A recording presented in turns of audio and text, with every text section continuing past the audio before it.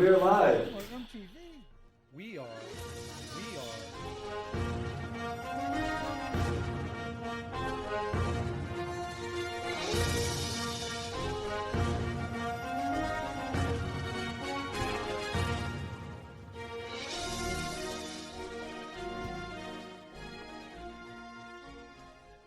Hello everyone, I'm Joel Furchess from the Mentionables, and today we're going to be reviewing this.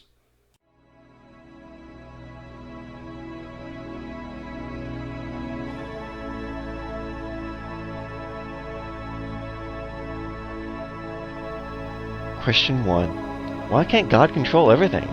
If he can create an entire world, I don't understand why he can't control it. Could he not make a way to help us or control certain things without somehow messing up all of our other freedoms? So he can't even control himself?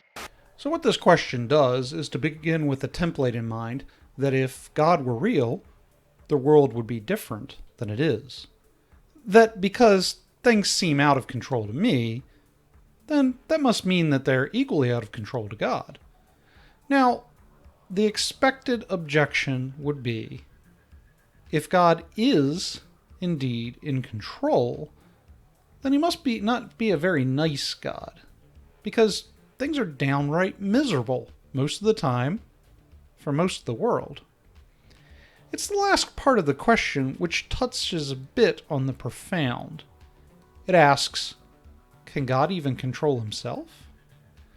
That's a better question than you'd suspect, because in a way it answers the entire question by bringing it back to theology. Imagine, for the sake of argument, that God did indeed exist. If God were to exist entirely alone, with no non-God objects in addition to himself, we have a God who essentially reduces to non-existence. Why? Because for God to act is for God to act upon something. Think about it. No one can act unless they act upon something. So for God to act is for God to create. Now, God precedes creation, meaning that everything that exists came about for some purpose or end which God wanted it to serve. The alternative would be that God created things for the thing's own sake, or created them for no reason at all. Let me suggest that this entire out-of-control world is a world in process, the end of which things serve is to ultimately be brought under control, in a way which allows God to act, to control. Think of the meta-narrative of creation, as illustrated in the Bible. We have a story of cycles. Cycles wherein the world is cleansed and corrupted. Cleansed and corrupted, over and over. In the course of that story, you see God acting in different ways to cleanse the world. It might be suggested that so many cycles indicate a lack of control or failure on God's part. But I would suggest that this is a process of refinement. The ultimate cleansing unto perfection was the sacrifice of Christ.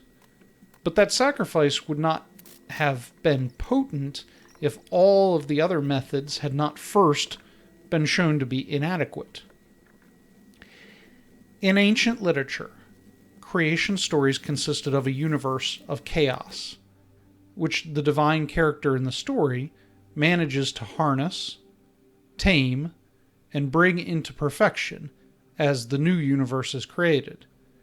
It is the act of taming the chaos and bringing about order that proves the potency and perfection of that God. I would suggest to you that this is the story we see in process. It's the story of God, not of humans.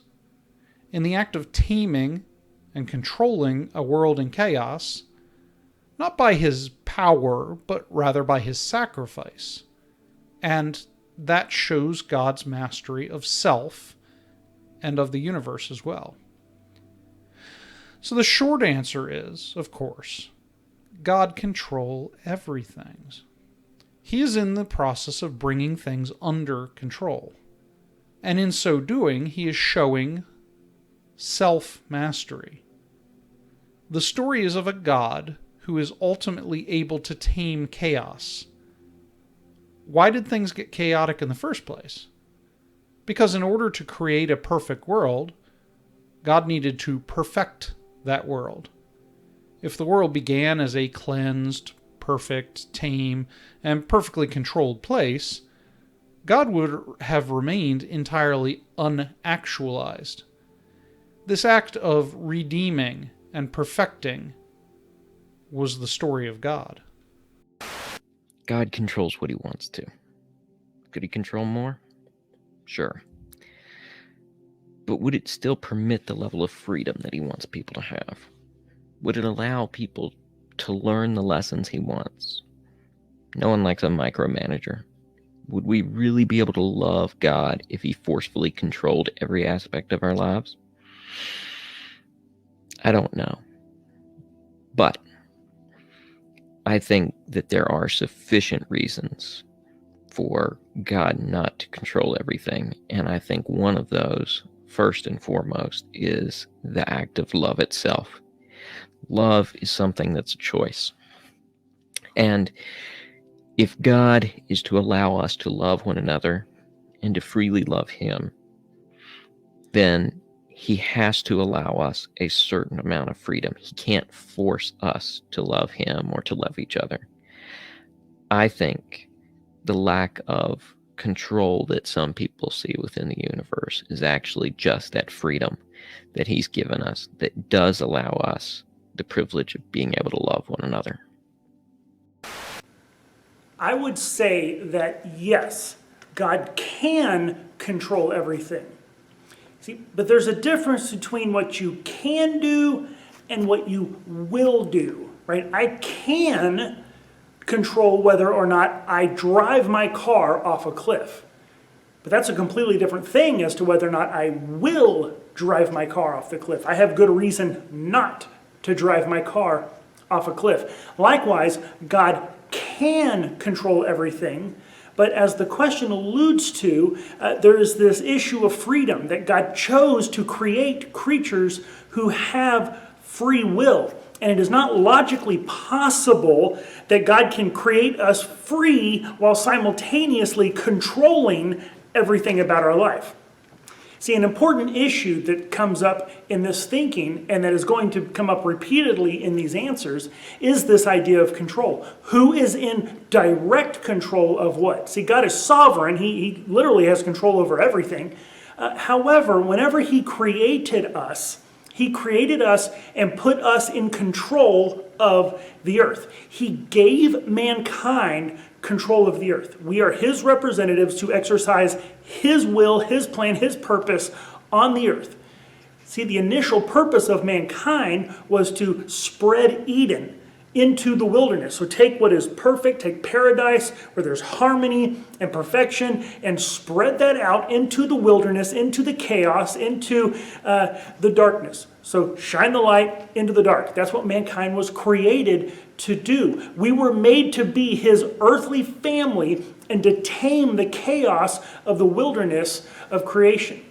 And that purpose still stands. It's made more difficult. It's compounded by the presence of sin and evil in the world, but it's still primarily up to us. So the question of God can do something, well, yes, he can control everything. He can make things happen or not happen. However, he's given that responsibility to us.